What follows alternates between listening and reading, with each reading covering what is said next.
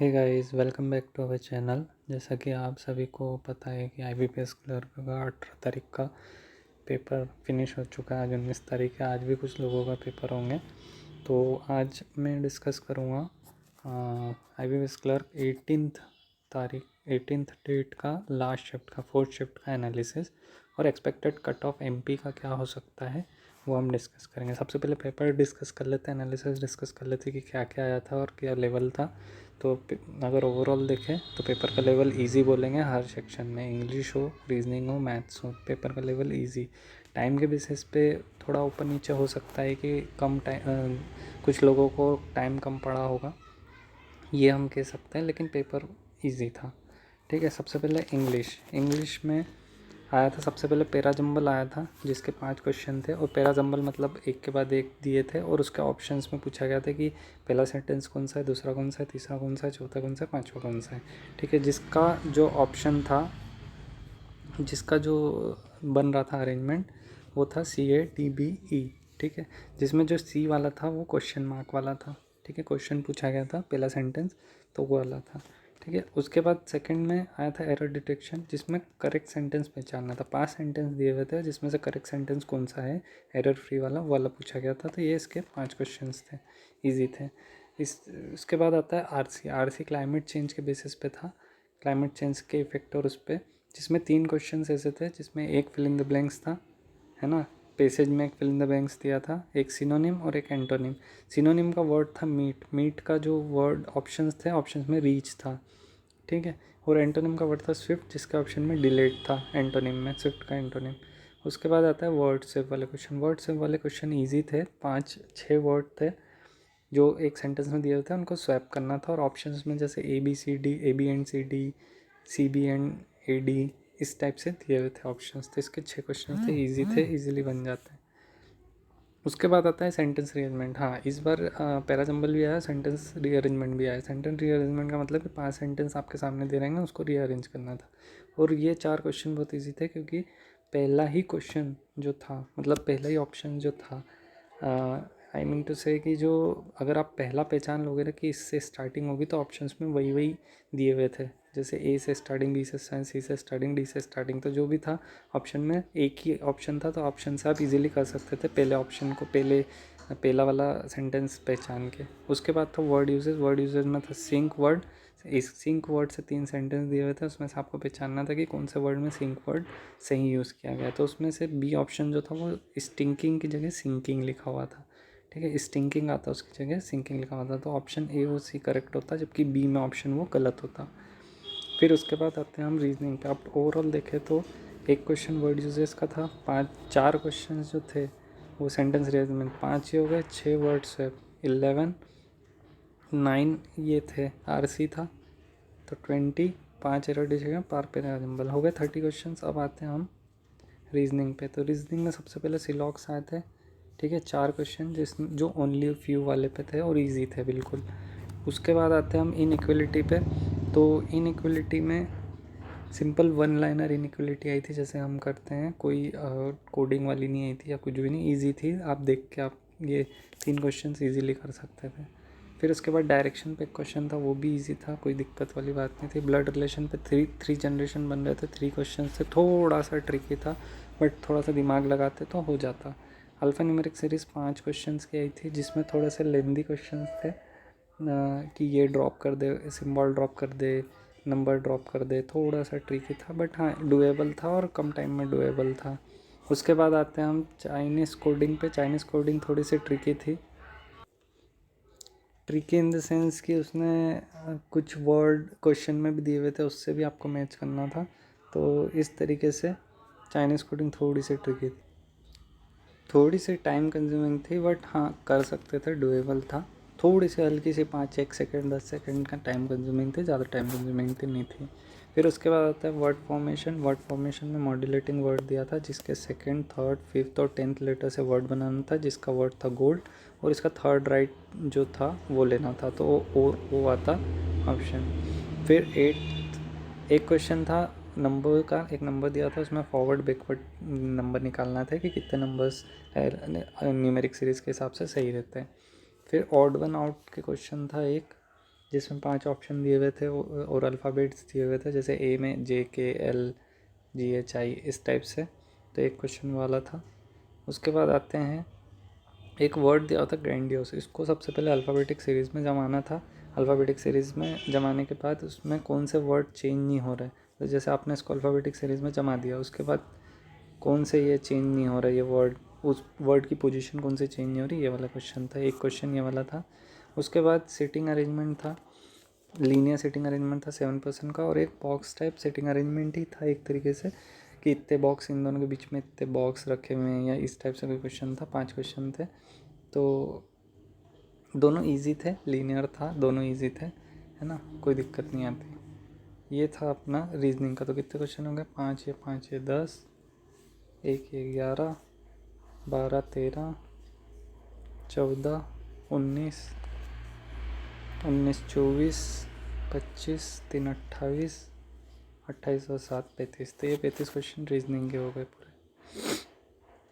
उसके बाद मैथ्स पे आते हैं। तो मैथ्स का जो सिंप्लीफिकेशन था वो 15 क्वेश्चन ईजी थे, डुएबल थे। उसमें 2-3 क्वेश्चन थे थोड़े से लेंदी थे, 10-5 सेकेंड लेंदी, तो इजी थे, डुएबल थे। नंबर सीरीज़ 4 क्वेश्चन के नंबर सीरीज़, ये नंबर सीरीज़ में अभी आपको बता दूंगा कौन कौन सी नंबर सीरीज़ आई थी। और DI आई थी 6 क्वेश्चन। DI किस टाइप की आई थी, ऐसी ABC थे, और XY 2 चीज़ें दी हुई थी। इसमें यहाँ नंबर्स लिखे हुए थे, वो भी इजी थे, 3 नंबर्स के नंबर्स थे, और क्वेश्चन थोड़े से लेंदी थे। हाँ, इसके क्वेश्चन बोल सकते हैं, 6 क्वेश्चन थोड़े लेंदी क्वेश्चंस थे, जिसमें आप जैसे बोल सकते हैं कि 5 to 6 लाइन्स के थे क्वेश्चंस, है ना। बट हाँ, अगर आपने प्रैक्टिस अच्छी की है तो आप कर सकते थे। फिर उसके बाद आता है मिसलेनियस में 10 क्वेश्चन थे, तो ये टोटल 10, ये 6 16, 4 20 और 15 35 क्वेश्चन हो गए। अब मिसलेनियस में सबसे पहले कौन कौन से आए थे, एवरेज से आया था, जिसमें हिंदी इंग्लिश मैथ्स साइंस का एवरेज दिया हुआ था, और रिलेशन दिया हुआ था। हिंदी मैथ्स के बीच में, चारों के बीच में कोई रिलेशन दिया हुआ था, और साइंस की वैल्यू निकालना थी आपको। टाइम स्पीड से क्वेश्चन से, ट्रेन से क्वेश्चन थे, मेंसुरेशन का क्वेश्चन था, जिसमें 2 सर्कल दिए हुए थे, जिनकी रेडियस, सर्कमफेरेंस का सम दिया हुआ था, और आपको रेडियस के बीच में रिलेशन दिया हुआ था, दोनों रेडियस के बीच में, और फिर बड़े लार्जर सर्कल का एरिया पूछा था। तो इजी था। पार्टनरशिप का क्वेश्चन था, इसमें 2 लोग थे, उसमें पहला वाला काम करता है, फिर उसके 3 महीने बाद दूसरा वाला ज्वाइन करता है, फिर इसके 3 महीने ज्वाइन करने के बाद ये लेफ़्ट कर देता है, तो ये 6 महीने करता है और ये 9 महीने करता है। तो इस तरीके से इन दोनों का। फिर उसके बाद ये दिया हुआ था कि ए कितना काम करता है, ए का प्रॉफिट शेयर दिया हुआ रहता है, ए का प्रॉफिट शेयर दिया रहता है, और टोटल पूछा रहता है कि टोटल कितना प्रॉफिट, तो 13 का मल्टीप्लाई होता है, कुछ इस टाइप से। उसके बाद प्रॉफिट लॉस का क्वेश्चन था, और SICI का क्वेश्चन था। इतना मुझे याद है, ठीक है। अब बात आती है नंबर सीरीज़ की, सबसे पहले बात कर लेते हैं। तो नंबर सीरीज़ में इजी नंबर सीरीज़ सही थी। एक नंबर सीरीज़ थी जिसमें 2 4 6 8 का डिफरेंस था, और आखिरी में 10 या 12 का डिफरेंस निकाल के वैल्यू निकालना थी। दूसरा क्वेश्चन ऐसा था कि जिसमें स्क्वायर और क्यूब दिया हुआ था। ये स्क्वायर और क्यूब दिया था, ठीक है। जैसे 3 का क्यूब -1, 4 का क्यूब -1, 5 का क्यूब -1, तो ऐसा आखिरी में आता है 8 क्यूब -1, तो इसका आंसर 511 होता है। ये 511 के 2 क्वेश्चन थे, 2 आंसर्स में 511। एक तो ये वाला क्वेश्चन, और एक में इंटू 2+1 वाला आ रहा था, जिसमें 255, आई थिंक 255 इंटू 2+1 था। ये दूसरा क्वेश्चन। तीसरा क्वेश्चन ऐसा था कि प्राइम नंबर सीरीज़ दी हुई थी डिफरेंस में, प्राइम नंबर सीरीज़, ठीक है, जिसमें 1 तो नहीं था, सॉरी, 3 5 7 11 और फिर 13 का डिफरेंस लेना था अपने को, 13 प्लस करके, ठीक है। एक ये वाला क्वेश्चन था, और एक और डिफरेंस का क्वेश्चन आया था जो इजी था। ऐसे 4 क्वेश्चन थे, तो वो भी इजी था, बन जाता है इजीली, ठीक है। ये तो हो गया ओवरऑल हमारा डिस्कशन। अब माय अटेम्प्ट्स क्या होंगे, मतलब मेरे अटेम्प्ट्स कितने हैं। मेरे अटेम्प्ट्स टोटल इंग्लिश में मैंने 28 किए, मैथ्स में मेरे 31 हुए, और रीजनिंग में मेरे 35 ओवरऑल पूरे हुए हैं, ठीक है। ये मेरा अटेम्प्ट था, और टोटल अटेम्प्ट हो गए मेरे 94 अटेम्प्ट हुए। अब इसमें इंग्लिश के एक्यूरेसी पे डिपेंड करता है, जो भी है होगा नहीं होगा। अब बात करते हैं MP के कट ऑफ की। तो MP के कट ऑफ की अगर बात करें 2019, 2020 और 2021। अगर आप 2019 में देखेंगे तो लगभग 12,000 के समथिंग वैकेंसी थी ओवरऑल। 2020 के आप देखेंगे अगर तो 2020 में 2,500 स्टार्टिंग में थे और फिर बढ़ के कुछ 10,000 के समथिंग हुई होगी। और फिर उसके बाद 2021 में अभी हमारे पास 7858 के समथिंग वैकेंसीज़ है। ठीक है, जब आप 2019 की वैकेंसी की बात करोगे और कट ऑफ की बात करोगे तो 70 गया था एमपी का कट ऑफ। अगर यहाँ पे 2020 की बात करोगे तो 77.25 समथिंग गया था कट ऑफ। अब 2021 में कितना जाएगा ये हमको डिस्कस करना है। ठीक है, अगर आप 2019 में देखोगे तो एमपी में जो वैकेंसी थी वो लगभग 450 के समथिंग थी। 2020 में आप देखोगे तो ये काफ़ी कम हो गई थी, इसलिए कट ऑफ बढ़ गया था, 77.25 गया था। और 2021 में लगभग 394 के समथिंग है। ठीक है, तो अगर हमको कंपेयर करना है तो हम इन दो को कंपेयर कर सकते हैं, 2019 एंड 2021। ठीक है, हाँ मुझे पता है कि दो डिफरेंट फैक्टर्स इन्वॉल्व करते हैं कट ऑफ पे, बट फिर भी एक अपन अंदाज़ा अगर लगाएं तो 2019 में जो थी वैकेंसी ज़्यादा थी और यहाँ पे वैकेंसी कम है। इधर नंबर ऑफ़ एप्लीकेंट ज़्यादा कम थे, इधर नंबर ऑफ़ एप्लीकेंट ज़्यादा है। ठीक है, 2021 में। और अगर ऐसा देखा जाए जो अटेम्प्ट्स हो रहे हैं, पेपर डिफ़िकल्टी लेवल अगर देखें तो डिफ़िकल्टी लेवल जो पेपर की थी वो इजी थी इस बार की।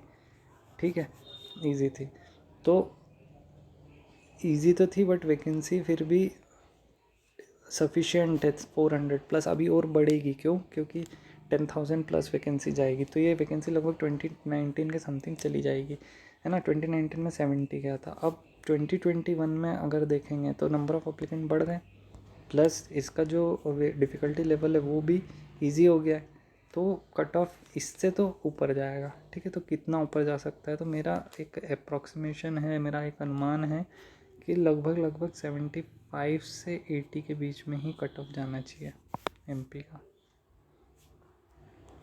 ठीक है, अब इसमें क्या होगा कि जो आपका वो है शिफ्ट वाइज, तो शिफ्ट वाइज कैसा होगा कि अगर किसी की शिफ्ट डिफ़िकल्ट है, हल्की सी डिफ़िकल्ट है ना, तो उसको नॉर्मलाइजेशन में प्लस मार्क मिल के वो 75-80 के समथिंग आ जाएगा। और जिसकी शिफ्ट डिफ़िकल्ट हुई ईजी हुई तो उसके मार्क्स थोड़े से रिड्यूस हो जाएंगे, है ना, और नेगेटिव मार्किंग का भी इम्पैक्ट पड़ेगा उसमें।